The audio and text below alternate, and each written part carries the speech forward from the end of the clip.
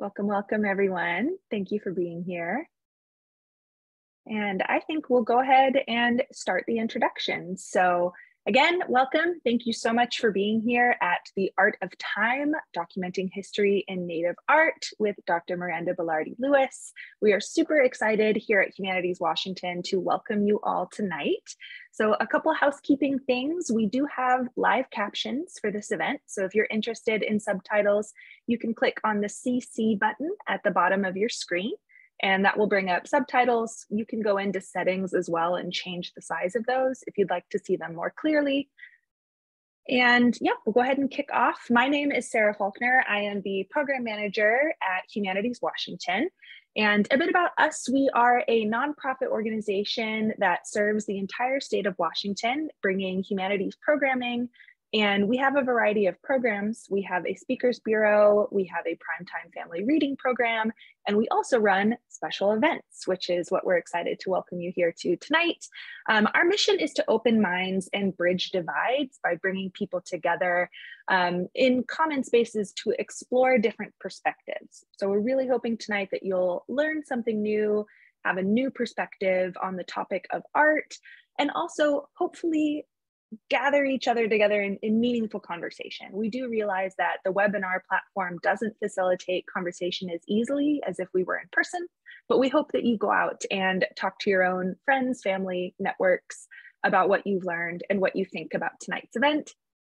In addition to events like this one, we have a couple other events coming up that you can always find on our website. Our website is very easy to remember. It is humanities.org. So I'll throw that in the chat.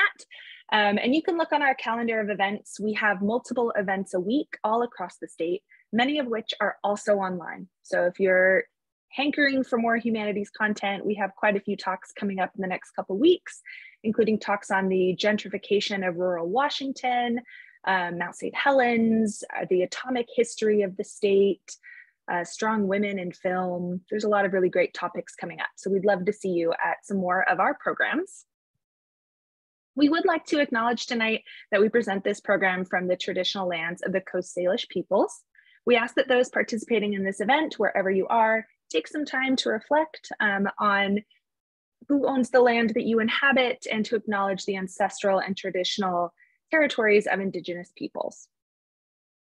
And before we begin, we would like to note that this is a recorded event. So tonight, Miranda is going to take questions in the Q&A box.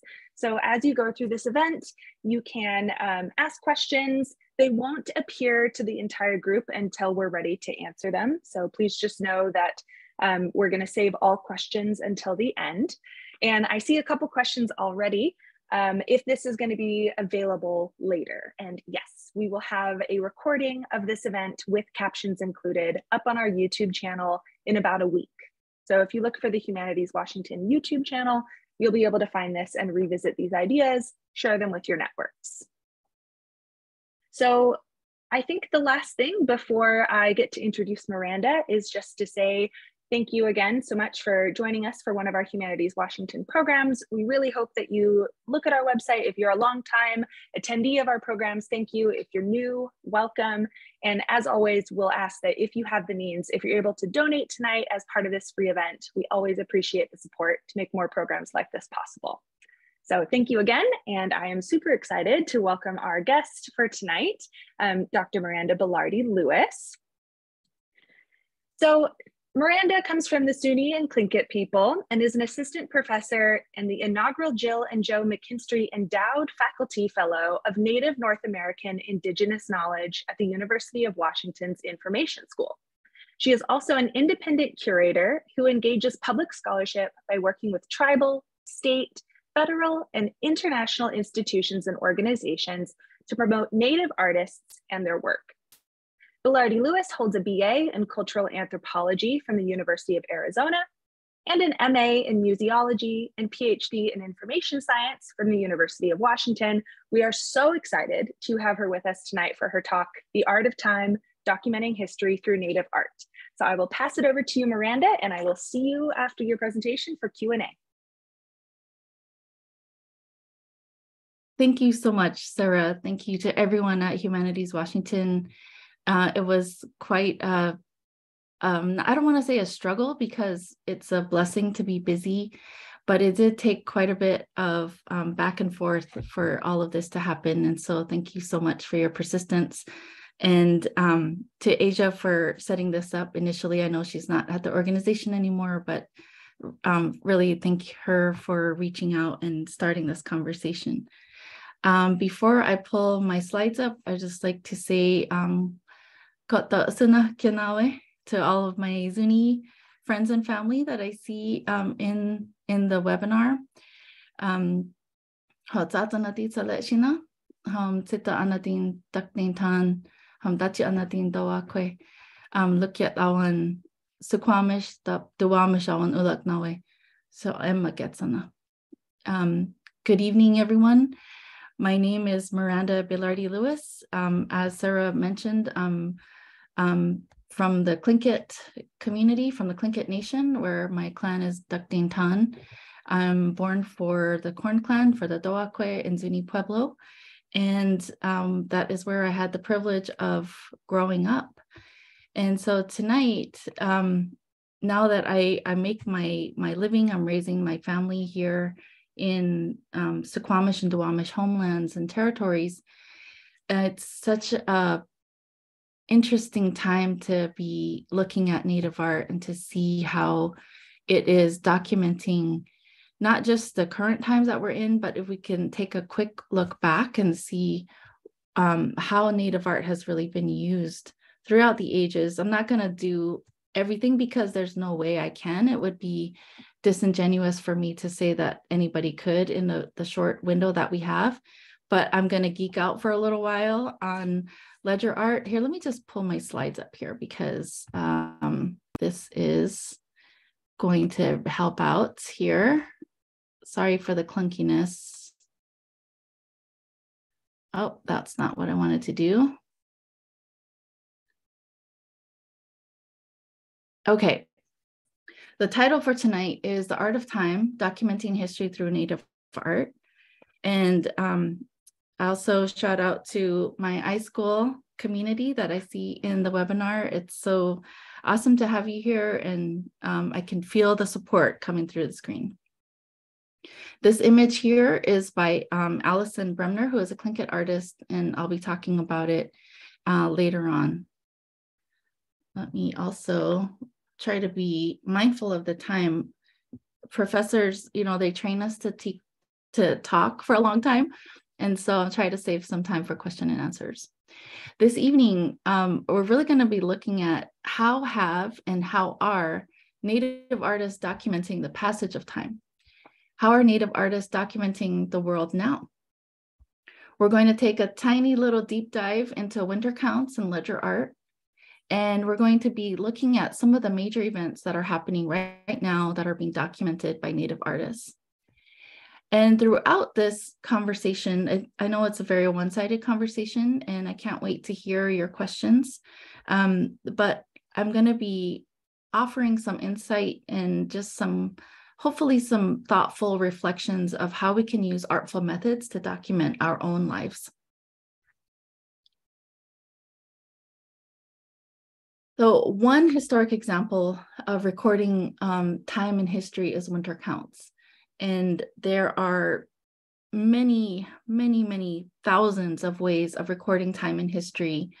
And Native communities, Indigenous communities to what is now called North America are no exception. We have etchings on stone, we have totem poles, we have carvings, we have pottery, and from the Great Plains area, we have winter accounts.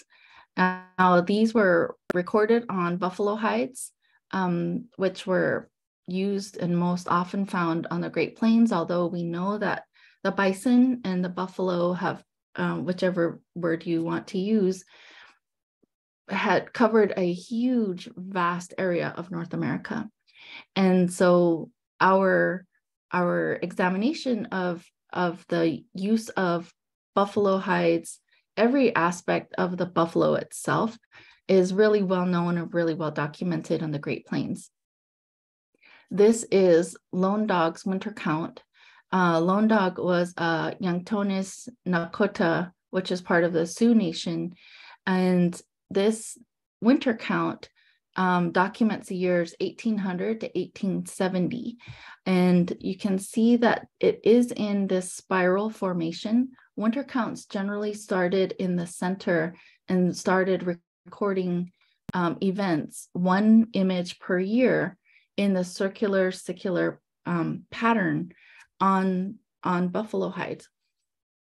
We know the dates that this recorded because there were many different winter counts that covered this time period, and a whole lot of them covered a meteor storm that happened in 1833. So when you find that meteor shower on a winter count, you can start to triangulate which years the winter counts were recording. These were rolled up and traveled around with the families, with the Tioshbes that had their own winter count. So every Tioshbe or every family had their own, and there was a caretaker. There was a recorder that was their job within their family group to pick an image to represent each year, and then to know what each of the images represented for all the other years, and to be able to tell that history using the winter count as a mnemonic device that helped everyone remember the history that was localized to their family group. And so, as I said before, I'm going to be offering some thoughts throughout. And so if you had to pick one image, we just got done with 2022, what singular image would you choose to represent 2022? I know that there was some folks who played around with this idea. And so in 2020, obviously it was like a face mask, right? Or in 2021, it was the COVID shot or the test. And it has played such a widespread, it's had such a widespread impact on us as a global pandemic, rightly should, that it made it easy for a lot of folks to decide that that would be the image that they would pick when I posed this question to some of my students. Oh, we can't talk about bison and buffalo without talking about the eradication of bison in North America. Now, this image is a very well-known historical image of these two men. And so you see at the bottom, there's this man who has his foot on a bison skull. There is this mountain, this pyramid of bison skulls, and there is a man that is standing on top in a very conquesty type of pose. Both of them are. Now, this, if you're interested in reading about this, please see Taylor's article, Buffalo Hunt, International Trade and the Virtual Extinction of the North American Bison, where he really places the extermination of the bison in this conversation with capitalism and what was happening to support a leather garment craze in Europe, how there was oil that was being used for lamps, for gas, for fuel, how there was also this move to limit the resourcefulness of Native peoples who relied on the buffalo. And so when you take away the food source, you take away the clothing source, you take away the documentation source of a community, they become reliant on somebody else for help. And we really saw this in the reservation period of Native American history. If you look at the eras of American Indian law and policy in what is now the United States, it is devastating to see how the extraction and the natural resources that were being harvested, over-harvested, are really at the root of separating Native peoples from their land bases and the self-sustaining model that have provided for Native communities for thousands of years on this continent. And when you do that, please take good care, because if you're new to this history, it's quite devastating, as I said. And we see a push to subjugate and to hide the truth of our history when we are uncomfortable with it. And so I encourage you to learn more, to take good care, but also to open your eyes to the history of pretty awful events. I don't know how else to say that in a in a gentle way. It is pretty awful events. One of the side effects of this, there are many side effects. Taylor does a fantastic job of looking at the side effects. But when we're looking at this, the eradication of the buffalo took away the documentation source. And one of the ways that we see this happen, or one of the effects of it, is, first of all, there was wars over this. There was limited skirmishes, as they like to say in the news. And one of the people who was a prisoner of war was Howling Wolf. Howling Wolf was a Southern Cheyenne. And this photograph here on the left is when Howling Wolf was taken as a prisoner of war, imprisoned at Fort Marion in Florida. He was there for 3 years, and during that time was given ledger books, ledger paper. And he started documenting, at first in a nostalgic way, his life living in what is now Oklahoma, and started documenting warfare, started documenting ceremonies, weddings, all aspects of their life, hunting. And the image on the right is him. He depicted himself fighting with soldiers. Now, Joyce Szabo documents this in her book, Howling Wolf and the History of Ledger Art. There's another one about complex patronage, because one of the ways that they were encouraged as prisoners of war to document their warfare, their hunting, all of the aspects of their life on this new medium of paper, was so they could sell it to tourists. And when he was released, when he was sent back home, Howling Wolf is one of the people that was creating what curator Joe Horscapture calls Plains Indian graphic style, this type of art genre. He was doing it before he was imprisoned. He was doing it while he was imprisoned, and he did it when he was returned home to what was now his reservation. And this became the way to document.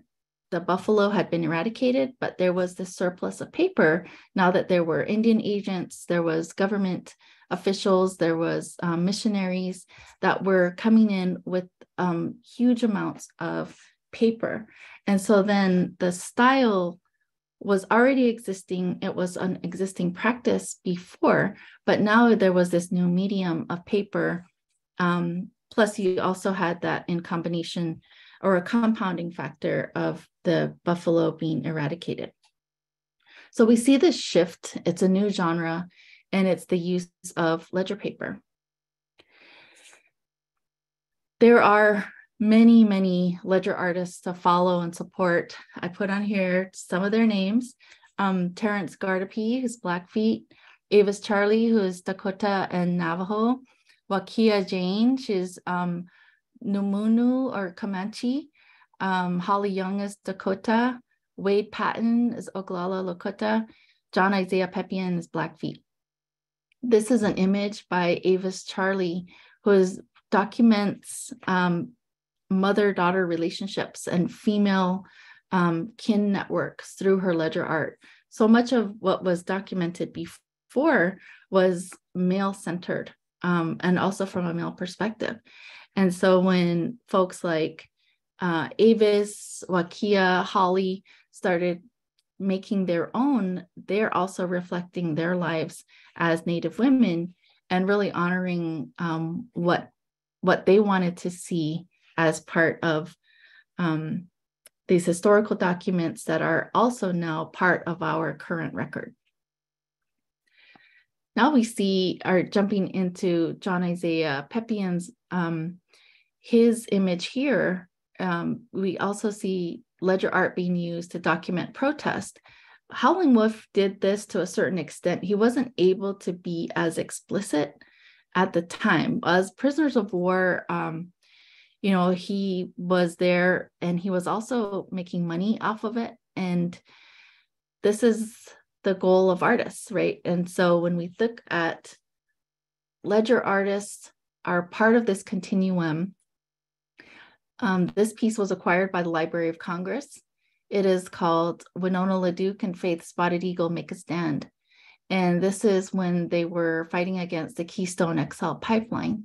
There was a series that John did that was commissioned to be part of protest posters to bring up awareness of what was going on with the Keystone XL pipeline. And we know now that Keystone XL led to Standing Rock. Now there's Line 3. Now, there's many different front lines to try to bring awareness to, but really to stop extractive industry from before it gets put into place. And Native folks are on the front lines everywhere. So this one made its way into the Library of Congress, and you can find it here. It's in their Art in Action section and is documenting environmental activism.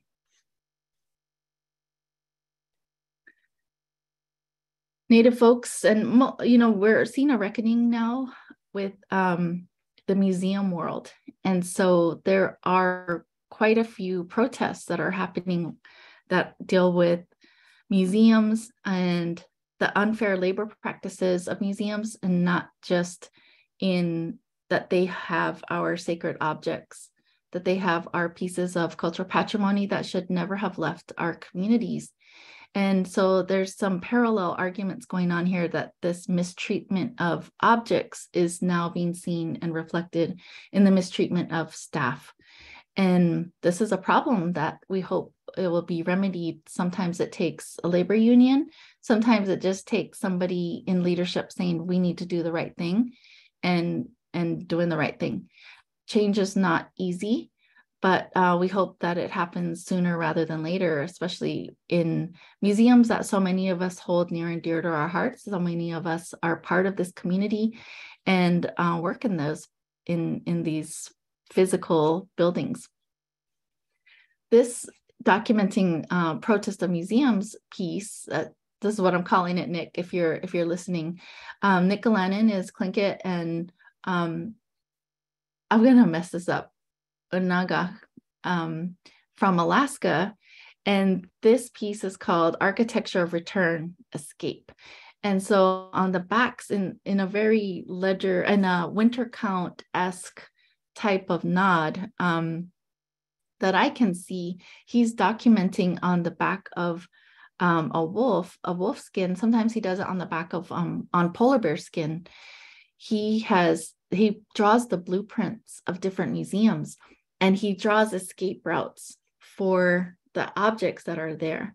And so he shows the exits, he shows the pathways, like this is where you are, and this is how to exit if you want to escape. And so he uses these architectural blueprint type plans on the back of the hides. And this image is, the American Museum of Natural History in New York. If you want to learn more about his work, please see his monograph. It's published by Miners Matters Books, which is it's an independent book publisher here in Seattle, and is run by the wonderful Michelle Dunn-Marsh.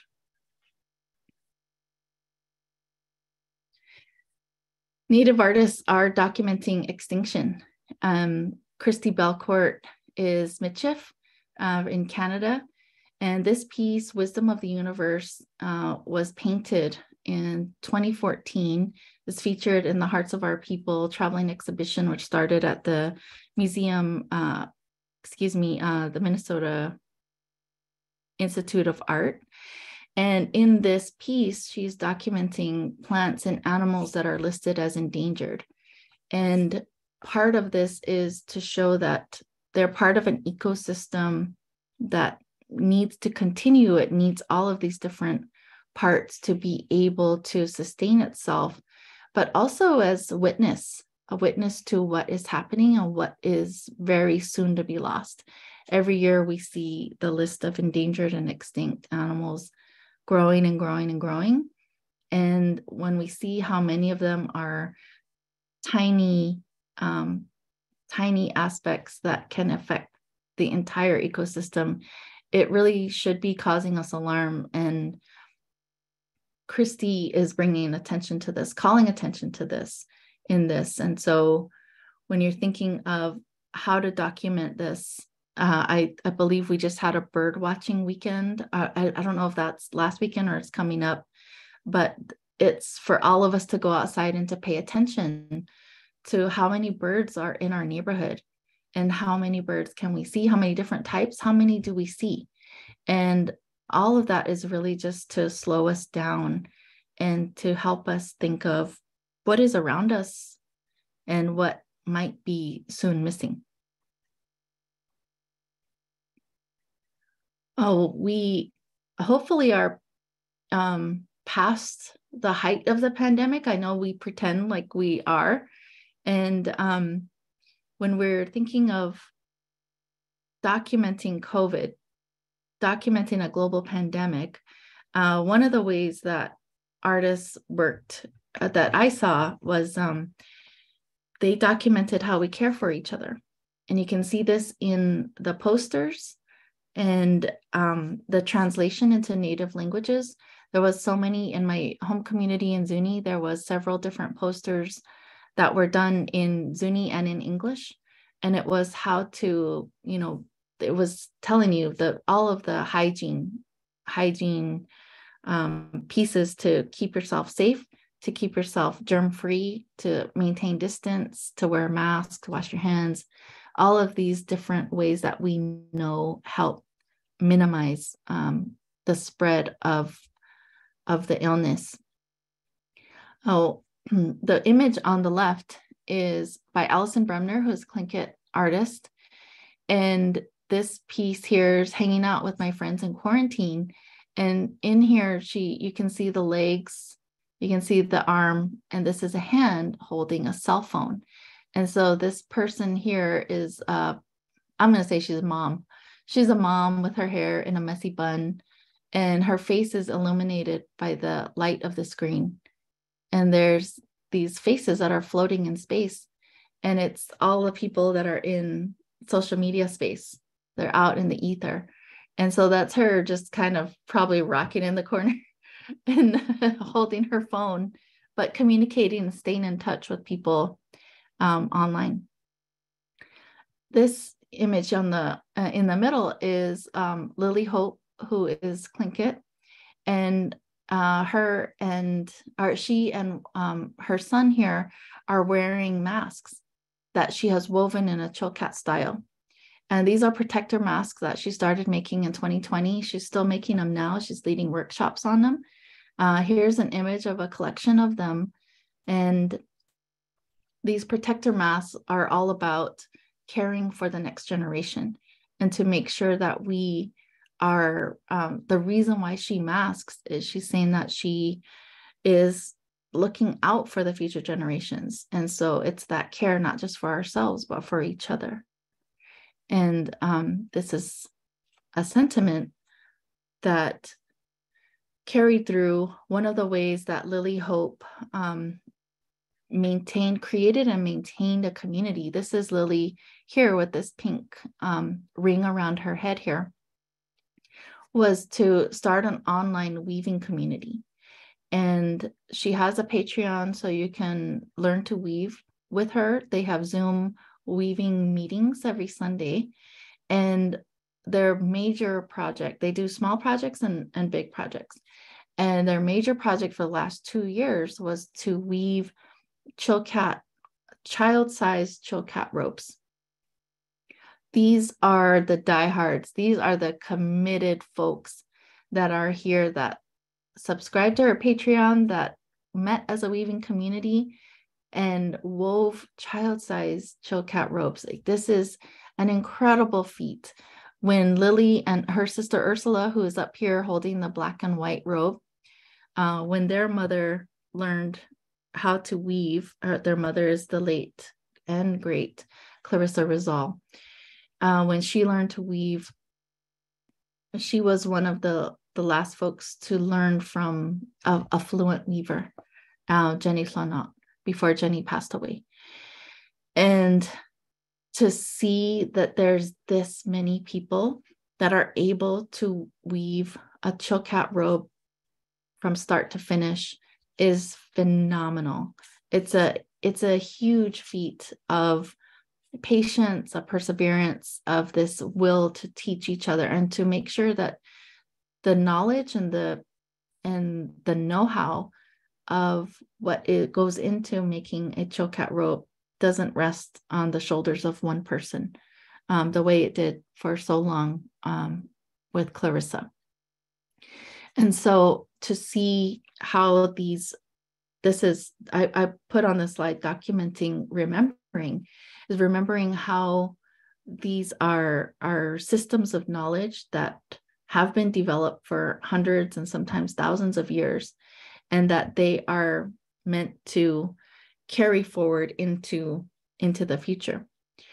Documenting remembering, I'd like to give a shout out to Ed Carrier from the Suquamish tribe, who was named as a National Heritage Fellow by the National Endowment of the Arts. That article, they were just announced today. And it's such an amazing honor for Ed to be recognized and acknowledged in this manner. This is an image of an archaeology basket, which he's making for the American Museum of Natural History in New York. And every band that's on here is several thousand years old technology that he is documenting within this basket. And so they start 4,000 years ago technology down here at the bottom. This middle band is 3,000-year-old technology, the method of making the basket, 2,000-year-old, and then this top part is going to be from the last 1,000 years. The weaving technology from the last 1,000 years will be documented in that top part. And so his act of researching and putting into physical form the systems of knowledge that are specific to Coast Salish peoples is just really beautiful and such a gift for future weavers. Just as these little kids, this photo was taken by my good friend and fellow Hunahani, Shadutla, and these are the children that are wearing the robes that were woven by this group of weavers. They dance the robes to life and put their own little spirits into, and I don't mean spirit in a native way. I mean that they physically gave these robes life by honoring the intent of these types of regalia, this type of wealth, cultural wealth. Shosho Esquiro is Cascadene from the Yukon. And in this slide, I have celebrating self-determination. This is a garment, a two-piece garment that she made for a solo show that I curated for her. And it's called Land Back, #LandBack. And it shows wealth of the land. This is hometown moose hide. It's also showing that we're not stuck in the past, that there are materials, there's luxury, and there's also, part of this being self-determining for Native folks is not letting ourselves get trapped in this mindset that everything has to go back to the way it was when we were pristine. Now we're going to use the best parts of our history and we're going to use the best parts of our future. And that is truly how we can be self-determining, not just as artists, as scholars, but as tribal nations.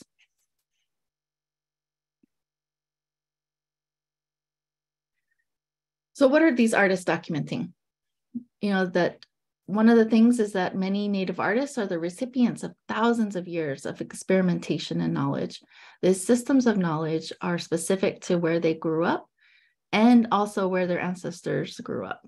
Sometimes those are the same place and sometimes they're not.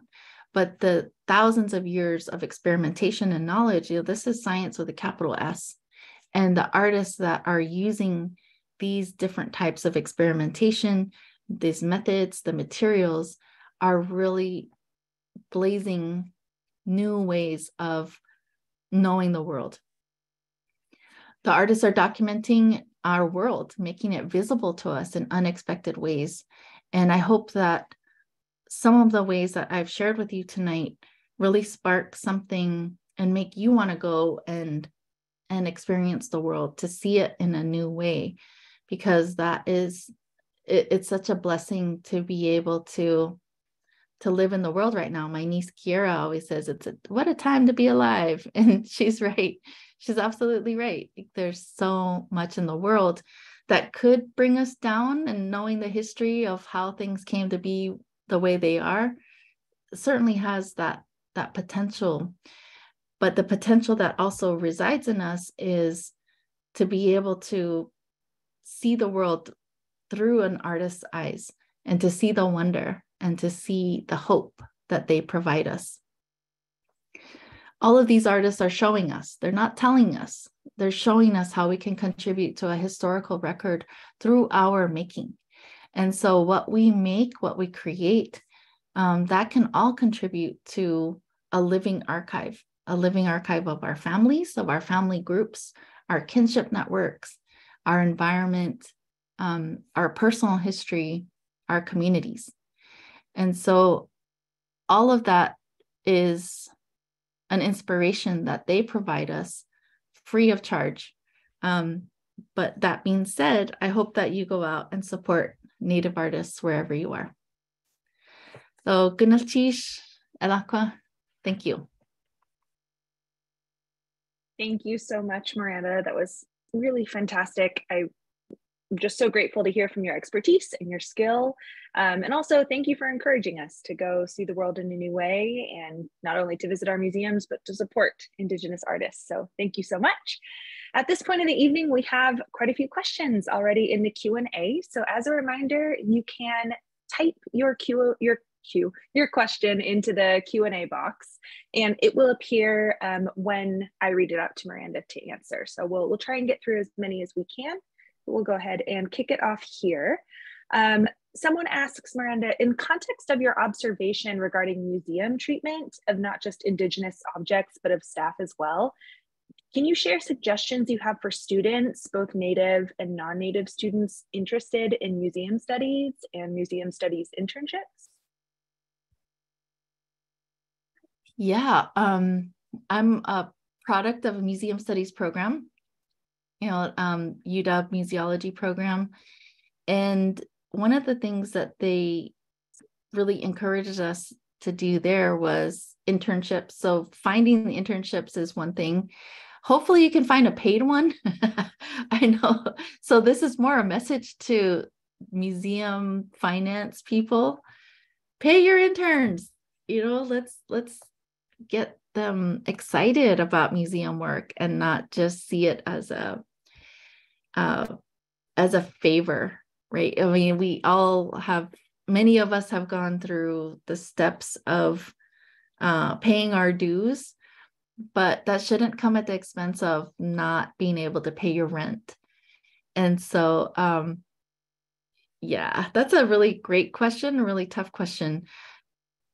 Excuse me. Volunteering is definitely a way to get your foot in the door, but don't give your labor up so easily. Thank you. In regard to the weaving class that you were discussing, is that class open to non-Native peoples? Are there issues with non-Native peoples learning and creating these traditional art forms? Lily Hope, if you go to lilyhopeweaver.com, I believe it is, you can subscribe to her Patreon there. You can also follow her on social media. and she has a lot of fantastic information on there. She teaches to all people. She teaches to Native and non-Native weavers. And I think the part of, I'm going to be really careful about how I say this, because it is a big deal for non-Native folks to claim Indigenous ancestry. Like, that's not cool. If you're not, you're not. You know, if you are, you are. If you're not, you're not. But when it comes to the art forms, one of the people who helped us remember Raven's tail weaving is a non-Native woman, and Cheryl Samuels, I believe that's her last name. She wrote a book about Raven's tail weaving because she studied them in museum collections and published it. And so now it's out there and it's available. And I don't know how long it would have taken for us to remember that technology, that weaving technology, if Cheryl hadn't done the work. And so, and Cheryl had never tried to make any claims of being Native, right? She just is a weaver. And I don't want to say just as in it's a small thing, because weavers are on some next level math and some next level geometry. And so it's a very involved and technical practice that they are doing. And so for a lot of folks, that's one of the appeals of a lot of different Native art forms, is the technical aspect to it. I think when we have non-Natives trying to claim or taking up residencies, art funds, art shows, jobs, you know, where there is, and they're profiting off of a technology that they don't have an ancestral tie to, with no give back. That's where a lot of folks have an issue. But Lily teaches all people. Thank you. We have a couple questions about the chocat robes. And so a couple people have asked, are they given to children at their birth or at an important ceremonial event? You talked about, you know, dancing them alive. And also, what is the significance of the chocat that's, am I saying that correctly, Miranda? Okay, yeah. Thank you. Of the chocat that's on the robes. It's not typical for for children to receive a chocat robe. Usually they are reserved for people of extremely high status or immense wealth, like money wealth, not just they know a lot of stuff. Like there's probably there's very few people in the world that can have a chocat robe. And so part of the Lily's goal of having small ones was that it's a smaller weaving project. It's more doable. And then also tying it in with that same sentiment of, we are planning for the future. We're planning for our descendants. So that includes, that starts with our children. And so let's have this remembering together, and also remember who we're doing it for. And so then that's all encapsulated in doing a small child-sized robe. And these are all on display now or they were on display at the City Museum in Juneau. And you know, it's a huge sense of accomplishment also, because once, for the weavers that do it, once you do it in a small size, you could do it in a large size. And so the weavers then now have the capability, the knowledge, the experience of making a chocat robe from start to finish, and could make a bigger one if they get commissioned, or if they want to, if they're artists. And the design on them is form line, which is the word that we use to describe Tlingit aesthetics. Now, it was coined by Dr. Bill Holm, who was the curator of Native art here at the Burke for many decades. And the designs vary. A lot of times there's faces, sometimes there's whales, sometimes there's hands. It just depends on what the weaver decided to weave into the piece. Fantastic, thank you. Mm-hmm. We've got lots more questions, so we'll get through as many as we can. One question asks, are these forms of art and historical documentations used in legal cases? Oral histories have been controversial, but written forms are generally more accepted.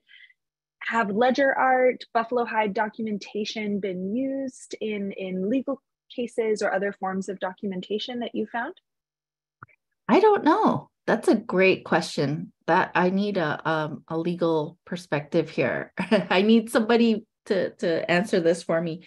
Oral history has been controversial, especially in claims from NAGPRA, which is the Native American Graves Protection and Repatriation Act, which is limited to the United States. So we can't say, well, this is a sacred item.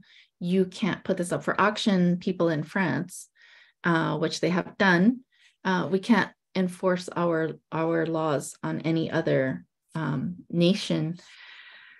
But within our own country, I don't know. It would be fascinating to find out if it has been.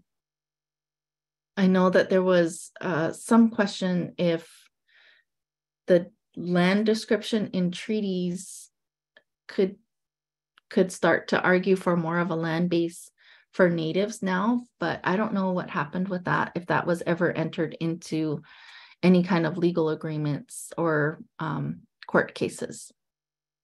That's a great question. It is a great question. Write that down. Yeah. Thank you. So we have another question if you're feeling ready for it, Miranda. Sure.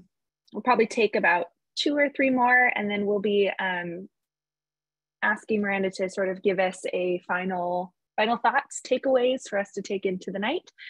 So one of our guests asks or says, so much history is recorded in women's artwork, and so much of their knowledge has been overlooked by mostly male historians.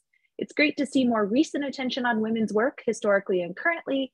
Do you have other favorite historical examples of women's arts that you think should be highlighted and need more attention? Beadwork. Beadwork. Check out Megan Smetzer's book. It's called Painful Beauty. And it's Painful Beauty because colonization and settlers brought with them trade items, which included glass beads. You can see all of my glass beads up here. But they also brought colonization. They brought colonialism. And so, yes, we did benefit from things like metal pots, and glass beads. But then there was also, boarding schools, land loss, land theft. It's just, the list goes on and on. But Painful Beauty is a wonderful book that looks at Tlingit beadwork and really shines a light on women's work, how it was coded either as tourist items, or was really showcasing or showing relationships between different tribes together, and also the incredible ingenuity of Native women artists and makers. And so that's been a really fun book that just came out recently. And that's Painful Beauty? Painful Beauty. Painful Beauty. Thank you. By Dr. Megan Smetzer. Thank you. And we'll see if we can send that out as well. I think this will be our last question, looking at time before we invite sort of final thoughts. And I really like this question, particularly giving Alison Bremner's art that we've used as the promotion here. In terms of making and documenting a living history, how do you envision the internet coming into play? How can museum databases and organization online resources adapt to this effort? How can they adapt to what? What was the first part of the question? In terms of documenting a living history, how can the internet help us with that?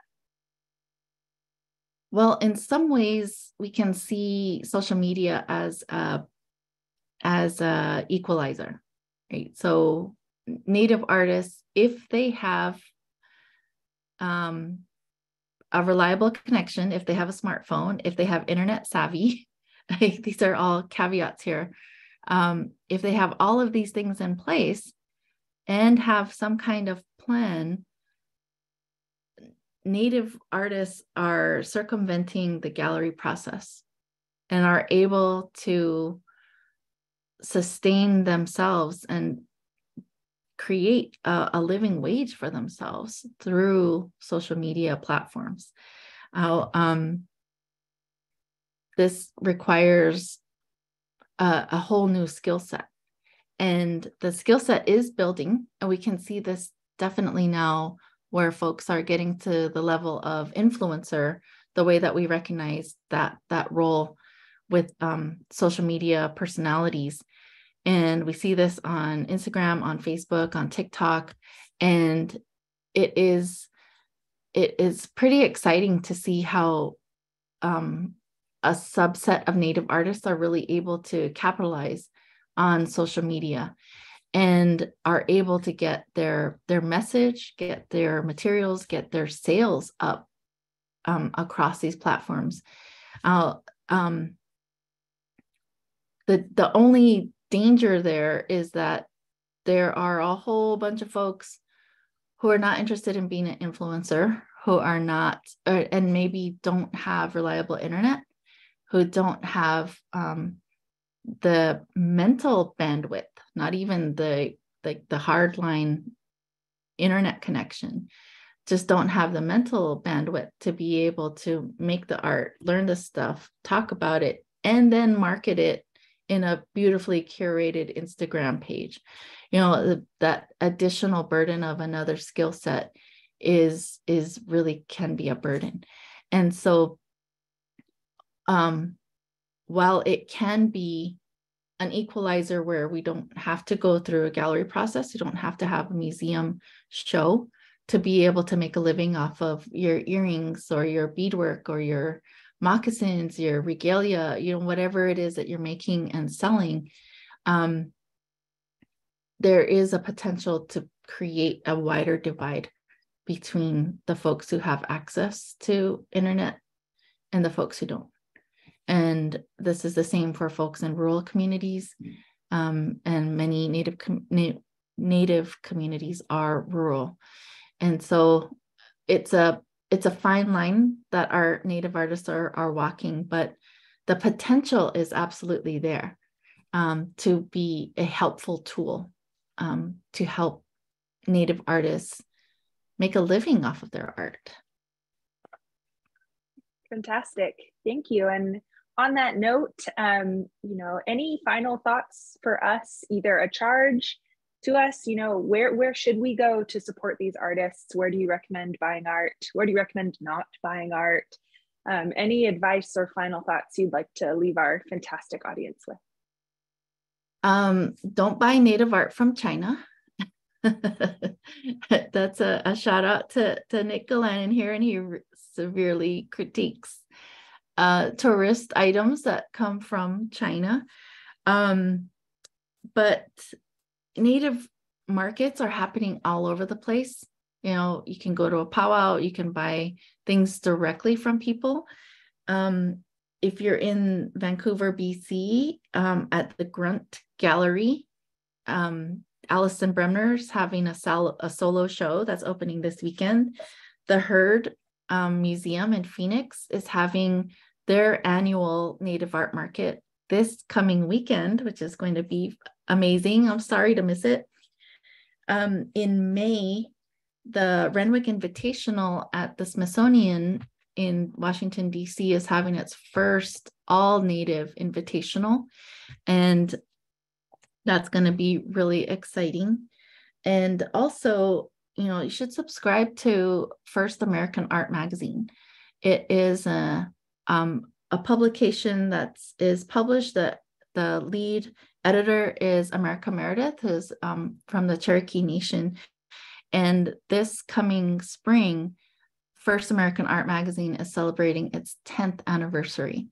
And so being able to subscribe to them, being able to support art writing, and is another great way to just learn about all these different artists, gallery shows, publications, the works, everything about Native art is featured in FAM, the First American Art Magazine.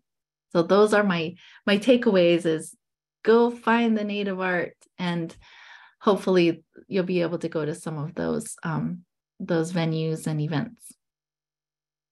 Thank you. Thank you so much. And though you cannot see nor hear, I hope you feel the resounding applause from everyone in the audience. This has just been such a wonderful evening. And again, thank you to all of you for joining us. I am going to put in the chat a link to a quick 3-question evaluation of this event. Let us know what you think about learning new perspectives, any comments that you have for us on this event. So I am going to put that in the chat, and that should be out to everyone. And again, thank you all so much for joining us. Please do check out more programs by Humanities Washington. Take a look at our website. And again, if you are able to donate anything in the support of these programs, we are always appreciative. But for tonight, we will say again, thank you so much, Dr. Miranda Belarde-Lewis. And yeah, we can't wait to see all of the new work that you'll be doing in the upcoming years. So thank you again for all of your expertise and skill. Thank you for having me. Yeah, thank you, everyone. I hope you have a good night.